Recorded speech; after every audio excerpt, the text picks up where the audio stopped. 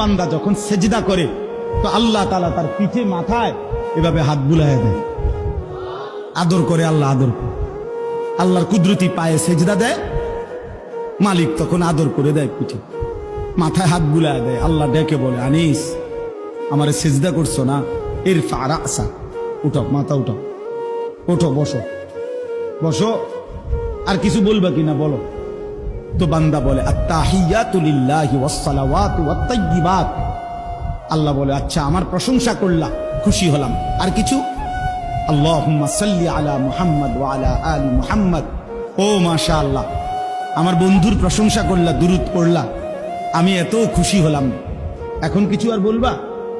তো বান্দা বলে, আল্লাহ সেজদা দিয়ে আপনার কাছে আসলাম, আপনার প্রশংসা করলাম, আপনার বন্ধুর দুরূদ পড়লাম, একটা উদ্দেশ্য আছে, মাকসাদ আছে। কি মাকসাদ, কি উদ্দেশ্য?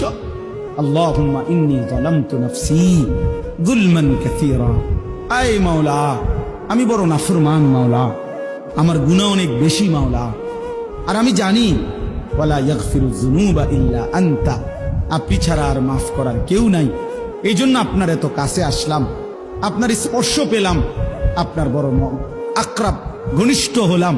উদ্দেশ্য হলো ফাগফিরলি মাগফিরাতাম মিন ইনদিক, আপনার পক্ষ থেকে আমারে ক্ষমা করে দেন, ওয়ারহামনি, আমার একটু দয়া করে দেন।